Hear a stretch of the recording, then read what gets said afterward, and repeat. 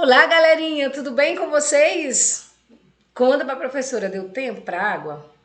Fizeram as anotações todas que nós apontamos na aula passada? Gostaram da aula? Eu achei uma aula muito legal, tá? Espero que vocês tenham curtido tanto quanto a professora. Ok? Essa será a nossa segunda aula do tema Estado Moderno. Olha a pigarração aqui, né? Do tema Estado Moderno, Absolutismo e Mercantilismo. Essa será a nossa aula de número 25, capítulo 8. Lembrando sempre do nosso queridíssimo livro didático, tá? E não perca isso de vista. Eu quero que vocês continuem se saindo muito bem. Eu corrigi muitas provas e gostei bastante do resultado. Espero que nossas aulas tenham contribuído para o sucesso de vocês, tá? E para essa abertura de pensamento, esse novo jeito de pensar a história e também de construir esses conceitos, ok? A nossa intenção, a intenção de toda a equipe de história é o aprendizado de vocês. Então, sem delongas, vamos lá. Para a aula de hoje, que deixa eu sair porque o nosso... Ainda não escolhemos o nome, tá? Do nosso mascote. Tá? Vai entrar em cena e puxar aí o nosso partiu aula. E para a aula de hoje, nós temos então, vamos retomar a partir da linha do tempo e na aula de hoje já dando aí continuidade, vamos entender a formação dessas duas monarquias absolutistas. Quais são elas, professora? Vamos começar então com Portugal e Espanha. Eu quero fazer uma consideração logo na aula de hoje, já abrindo o conteúdo para que vocês entendam. Esse material, alguns assuntos abordados na aula de hoje, aula de números, deixa eu só retomar, de número 25, eles não estão presentes no livro, porém são assuntos do nosso plano de execução didática. Então, mesmo não estando presentes nesse livro didático, mas são assuntos presentes no plano de execução didática. Traduzindo, nós precisamos discutir esses temas e vocês precisam aprendê-los. Eles podem ser cobrados em prova? Sim, podem. Ok? Então, prestem bastante atenção. Professora, não tendo no livro didático, por onde nós vamos estudar? Por algum material extra que a professora postar no Alva e também pelos slides, tá bom? Mas são temas, sim, que podem cair na prova porque são temas sugeridos, propostos, presentes no nosso plano de execução didática, ok? Feitas essas considerações, avancemos, ok? Mas, situando-os, onde é que estamos, professora? Se você se achou na aula passada, você entendeu que nós estamos agora estudando, entramos em um outro tempo da história chamado Idade Moderna, tá? Então, entramos nesse novo tempo da história chamado aí de Idade Moderna. Mas assim, turminha, ficou um questionamento, né? Deixa eu ir fazer essa brincadeira. Agora sou eu, absolutista? Não.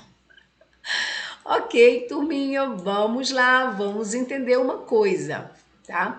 Ficaram duas perguntinhas na aula passada, se recordam?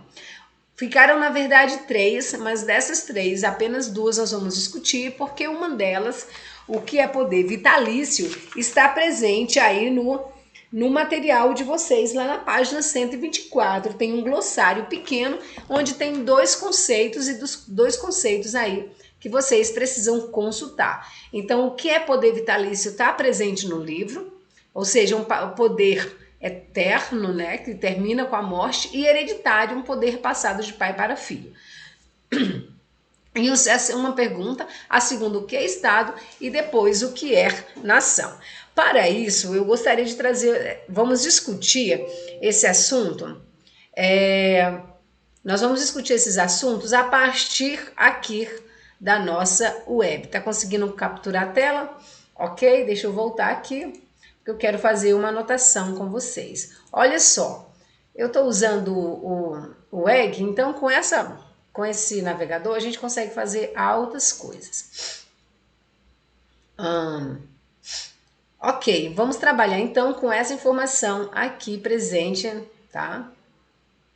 Legal, né? Vamos lá? Olha só, a primeira questão importante que nós precisamos tratar é o conceito de Estado. Conceito de Estado que está aqui marcadinho, separado para gente. E aí nós vamos adicionar aqui as anotações. Olha que legal, turminha! Ó, tudo por vocês, viu? Essa ideia aqui de usar esse trem é só para vocês. Olha só, então a primeira ideia que nós vamos fazer é pensar o que é o Estado, né? O Estado é exatamente esse conjunto aqui, ó, eu escrevendo na tela do navegador. Realiza, muito show. Então, é esse estado. Deixa eu ver se tem mais opções de ponteiro. Vou marcar um pouquinho mais espesso. Olha, tanta coisa que a gente consegue fazer online com vocês, tá? E é isso. Então, nós vamos ver. Eu vou apagar esse fininho porque eu quero mostrar esse um pouco mais espesso, né? Então, o que é o estado? Ele corresponde a um conjunto de instituições no campo político e administrativo. Então, o Estado é esse conjunto de instituições que corresponde ao campo político, né? Conjunto de instituições no campo político e administrativo. Esse Estado faz o quê? Ele organiza o espaço de um povo ou de uma nação. Um Estado, para existir, necessita que ele possua seu próprio território, que exerça sua cidadania, ou seja, um Estado deve ser a autoridade máxima na área que corresponde. Ou seja, o Estado brasileiro corresponde a todas as instituições, poder público, sendo ele executivo, legislativo e judiciário. Então, esse conjunto de instituições que tornam um Estado soberano. Aí a gente vai aqui para estudarmos o conceito, então, de nação. E o que é nação? Nós vamos novamente capturar a tela. Olha que legal. Eu fiz questão de trazer isso. Eu podia ter colocado no slide, mas eu queria mostrar para vocês que função legal que a professora discutiu. Primeiro que nação, ele vai ganhar essa repercussão a partir da ideia de Adam Smith, Riqueza das Nações. Então, Adam Smith, ele vai aparecer na história como esse inglês. Na verdade, ele não é inglês de nascimento, mas ele foi aceito, né, como inglês, mas ele vai apresentar esse conceito em seu livro famoso, lá quando estudamos os iluministas, chamado Riqueza das Nações. Adam Smith é fantástico, vai pensar essa ideia. Depois, mas vamos discutir propriamente o conceito não mais apenas a partir de Adam Smith, mas o conceito de nação usado atualmente, e a gente vai discutir isso usando essa... Bugou aqui o negócio, escolha livre, tá? Conceito de nação, que vou trazer para vocês aqui, bonitinho, e a gente copia, adicionar uma observação, ok, e a gente vai então desenhar, escolhendo a espessura, um pouco mais aqui, ok?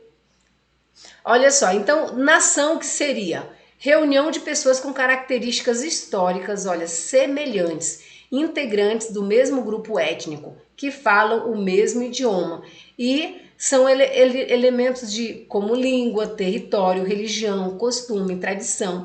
Esses eventos todos, esse conjunto de integrantes é que formam então uma nação. Quem é a nação? Somos nós. E por que é importante pensar essa questão de nação quando a gente estuda então a formação dos estados modernos? Porque vejam só, quando está tendo um jogo do Brasil, todos nós, independente da região do país em que moramos, torcemos pelo Brasil.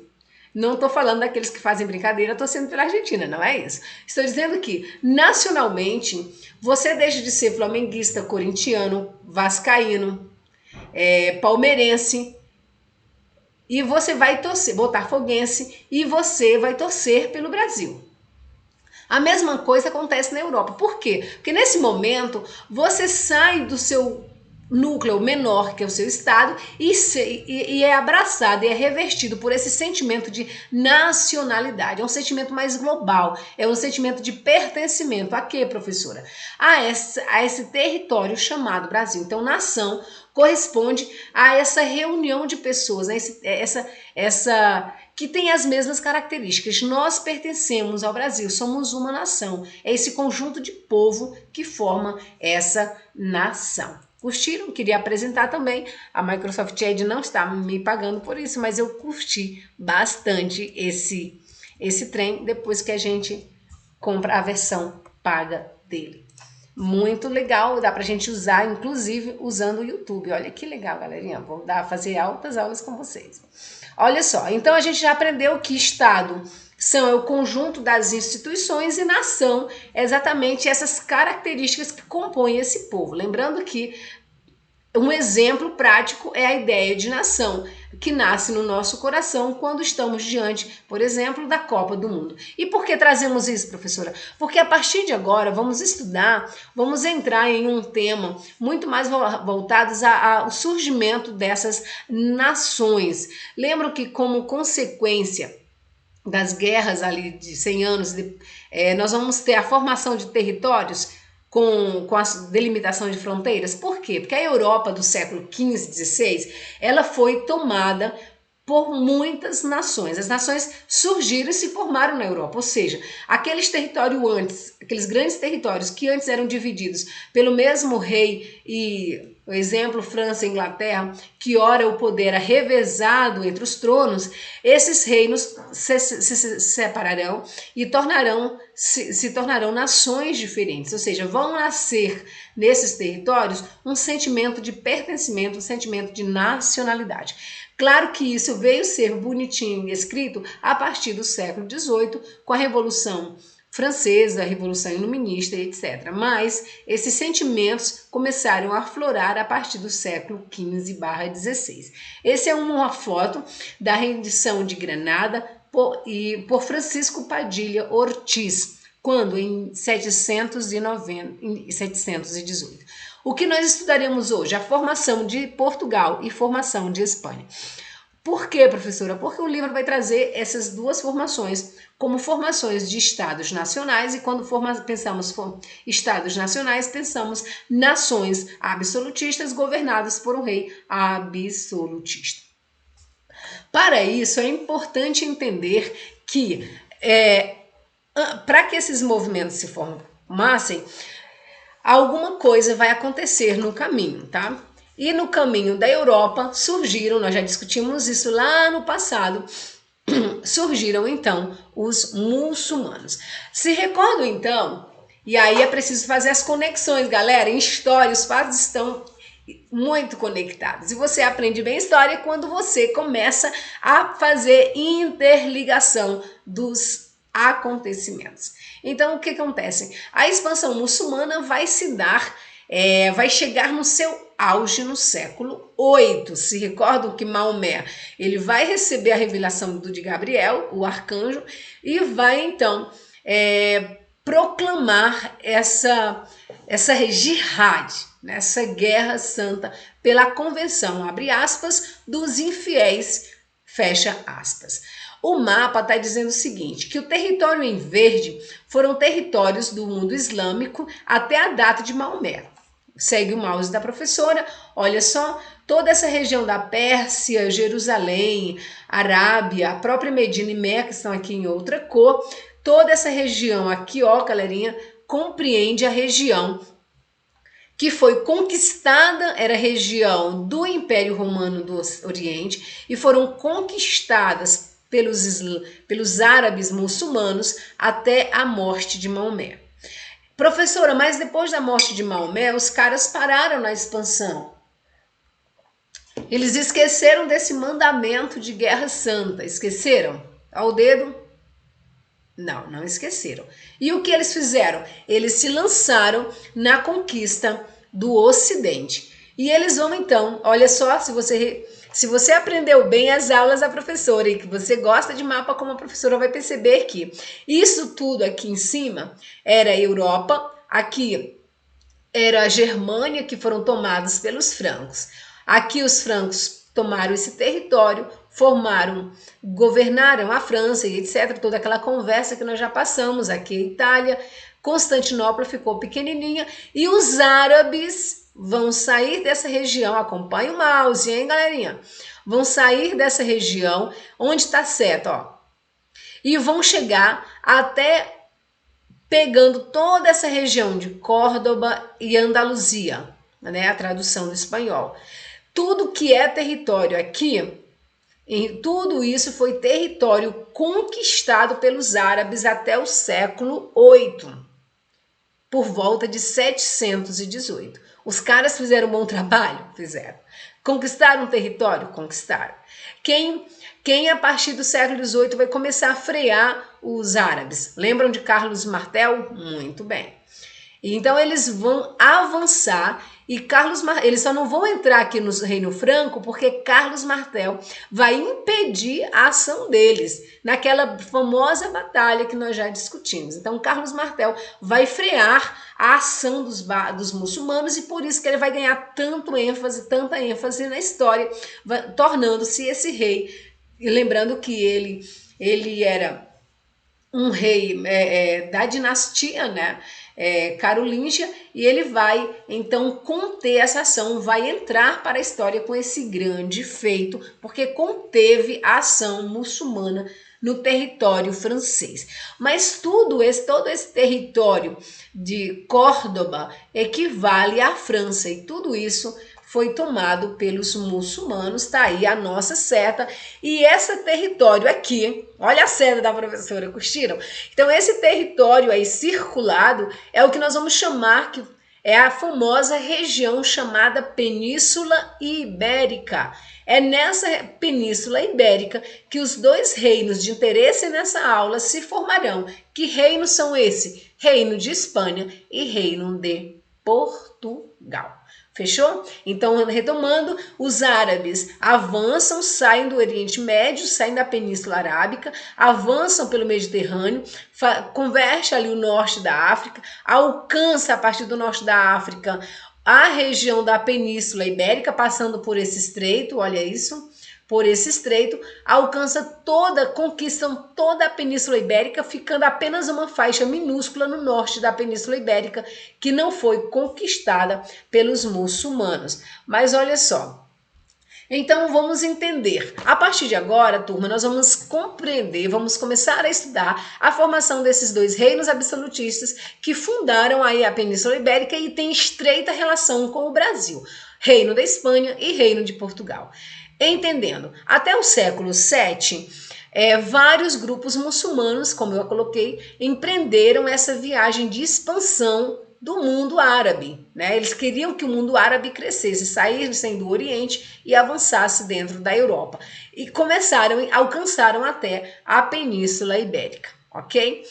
Olha o mapa agora sim, Califado de Omíada. Então toda essa região em verde tornou-se então território muçulmano, território árabe muçulmano. É pouco território? Não. Olha a única faixa de terra que restou. Na imagem anterior estava um pouco mais ampliada, mas aqui dá para ver melhor. Apenas a parte norte não foi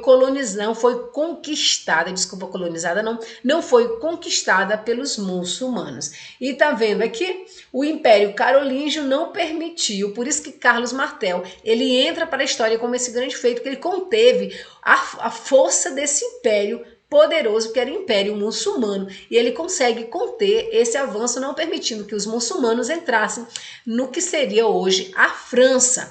Mas tudo que é região aí da Espanha foi tomada, restando apenas essa região minúscula do norte da região da Península Ibérica, que não foi conquistada pelos árabes. E é essa região e os desfechos políticos e também de casamentos, arranjos matrimoniais aí que vão dar nascimento para a formação das nações da Espanha e de Portugal. Lembrando que já estudamos no início dessa aula o conceito de formação de nação e de estado.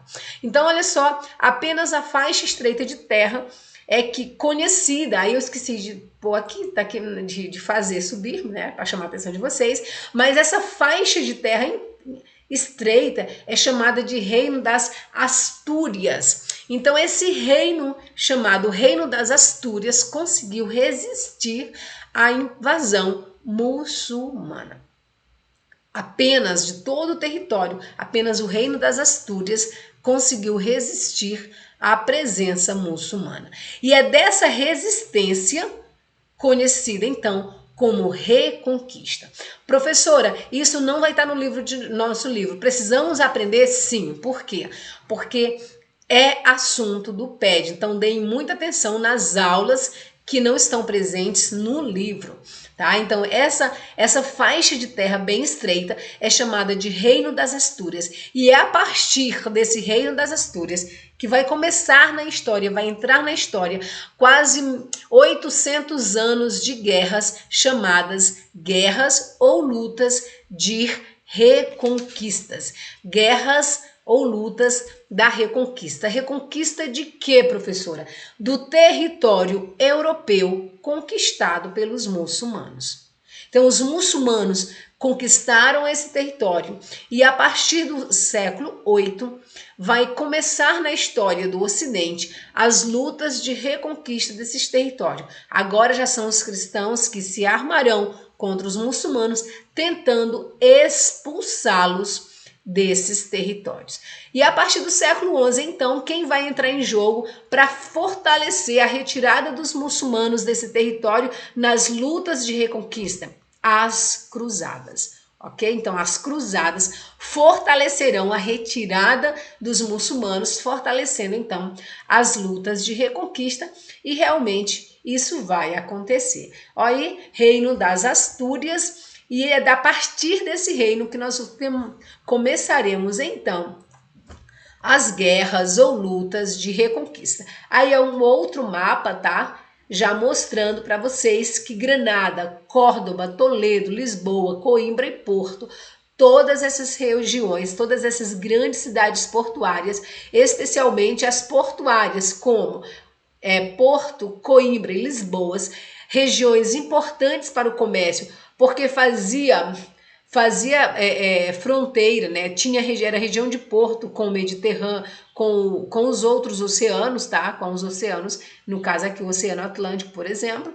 Essas cidades foram alvo de muita luta dos muçulmanos para a conquista desses territórios porque eram comercialmente importantes. E a mesma motivação será para os espanhóis e portugueses, no caso, para os ibéricos, porque ainda nesse momento, no século VIII, não há essa concepção de que você é português, você é espanhol. Todo mundo que mora nessa região chamado de povos ibéricos, porque eram conhecidos pelo nome da península.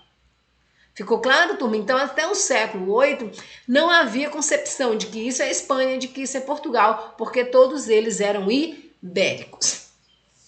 Ok? Bom, então aí com a invasão muçulmana, a liderança cristã, ela vai ser expulsa, né? Os cristãos que estavam aqui distribuídos ao longo do território serão expulsos e os vários reinos que aqui haviam, eles vão fugir para o norte no reino das Astúrias. E aí esses reinos cristãos, todos eles eram católicos, eles vão fugir para o norte e no norte vão fundar 4 grandes reinos, né? Nós vamos ter Leão, Castela, Navarro e Aragão. Então, esses reinos que antes moravam, estavam distribuídos ao longo do território da Península Ibérica, vão fugir com medo da morte dos muçulmanos, vão fugir para o norte e lá naquela estreita faixa de terra das Astúrias, vão fundar os 4 reinos famosos, Leão, Castela, Navarra e Aragão.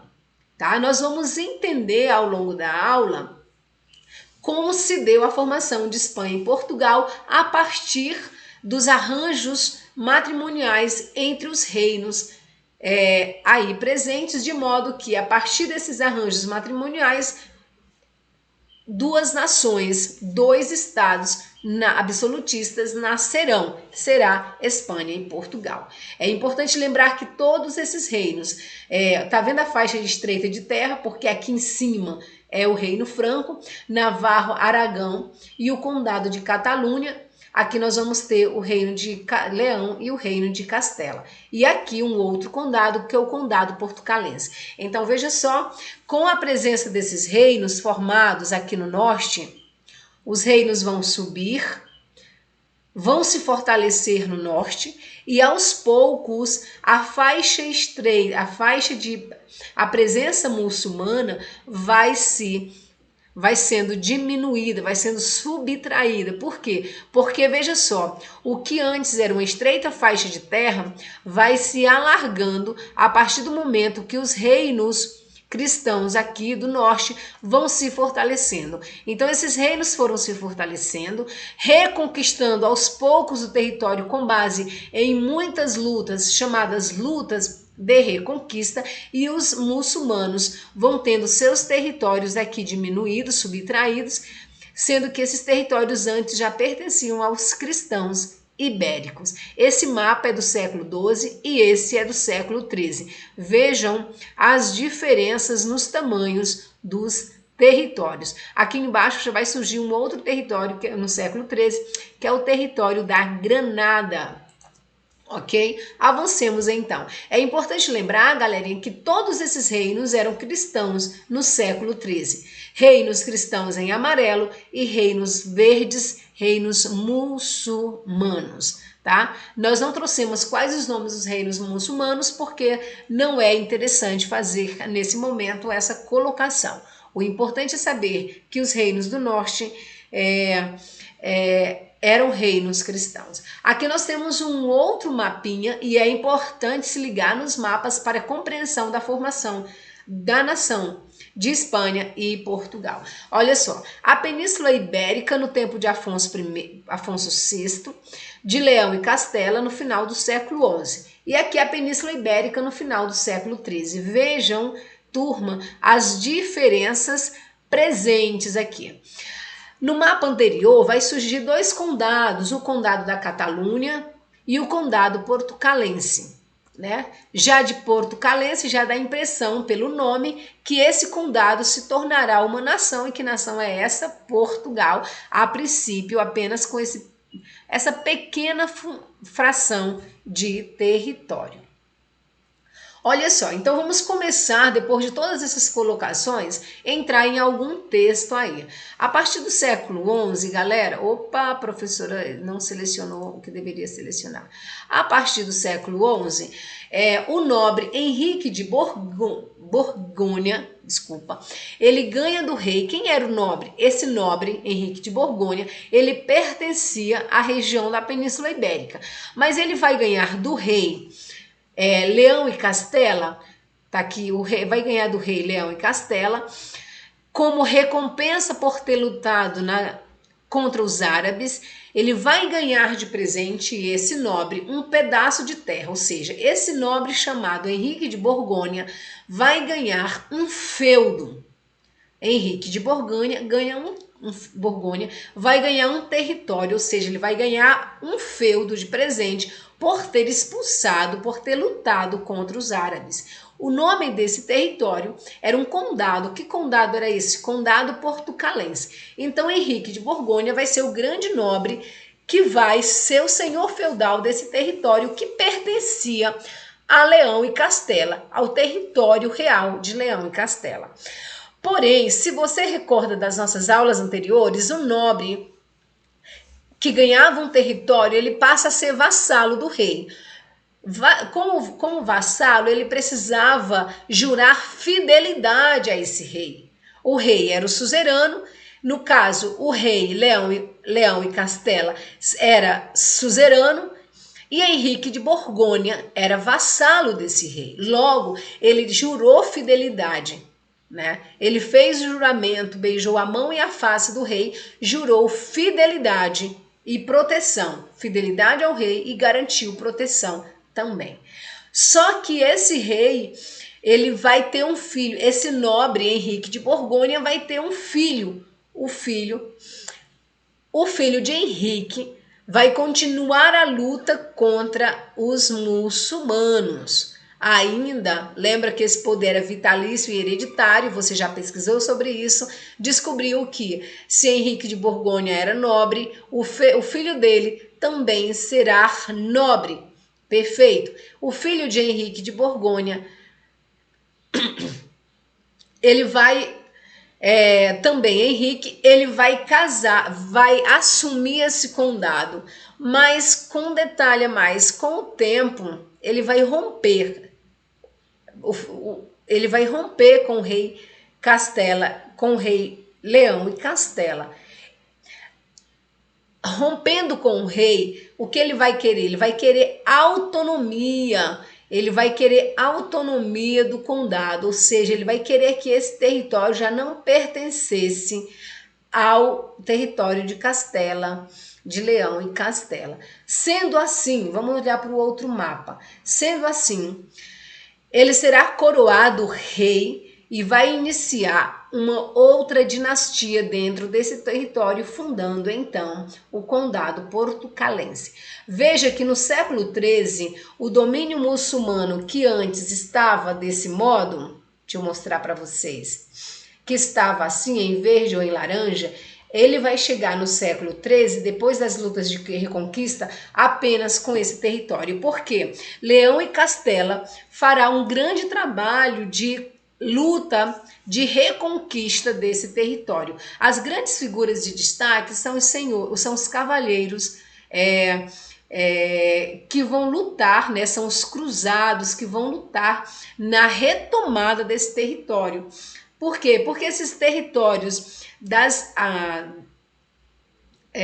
da Península Ibérica eram territórios muito ligados à Igreja Católica, eram fidelíssimos ao Papa. Logo, o Papa seguramente abraçou as cruzadas na tentativa não apenas de reconquistar Jerusalém, mas de retirar dos territórios cristãos a presença muçulmana. Logo, a península, o território muçulmano foi significativamente diminuído. Quando o filho Henrique, também Henrique de Borgonha, ele vai combater os árabes, ele vai romper com Castela e esse território, toda essa faixa de terra será então será retomada, vai surgir com essa ação o território de Portugal. Ok? Bom, feita essa compreensão, é importante lembrar que vai surgir então o território da França. A França que é vizinha a Espanha. A Espanha é o mesmo território ali, um território vizinho que antes Portugal pertencia a esse território da Península Ibérica. Ele é um território que era um feudo.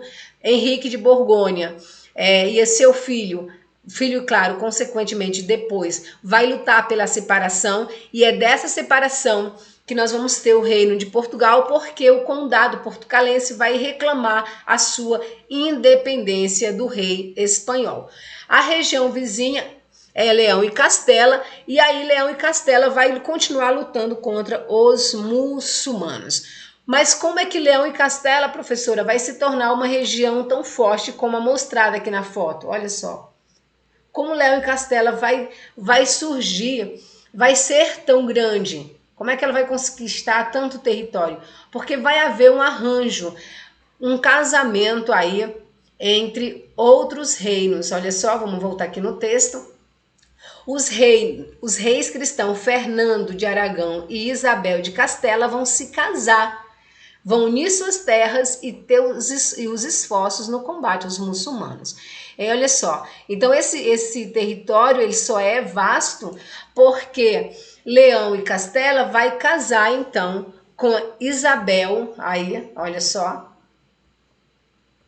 com Isabel, olha só, Leão, vamos voltar aqui, Fernando de Aragão e Isabel de Castela. Então, o casamento desses dois nobres vai fundar o território chamado Leão e Castela, porque eram antes nobres separados. Castela da mulher, né, sobrenome de Isabel, e Leão do esposo. Então, o nobre Fernando de Aragão, da dinastia Leão, vai se casar com Isabel, da dinastia de Castela, fundando um novo reino, que é esse reino em amarelo, chamado Reino de Leão e Castela. Pelo casamento, pelo arranjo matrimonial entre esses dois nobres, vai surgir o reino Leão e Castela com essa configuração.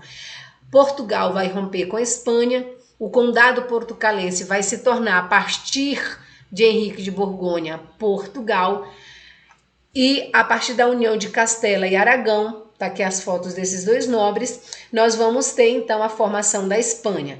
Eles vão continuar lutando contra os muçulmanos, vão expulsar os muçulmanos dessa região restante, que era a Granada, que foi a última região árabe conquistada pelos cristãos, e nós temos então o surgimento da Espanha. Na próxima aula nós vamos retomar esse território, a aula a partir do Império Marítimo do rei Felipe II, neto de Fernando e Isabel, reis reis espanhóis, reis cristãos, profundamente importantes aí para as relações entre Brasil e Espanha, Brasil e o mundo, tá? Então, esse Felipe II é neto legítimo de Fernando e Isabel. Uma boa aula, uma boa semana, um bom resto de dia e nos vemos na quarta-feira. Não esqueçam de fazer as tarefas de casa. Tchau!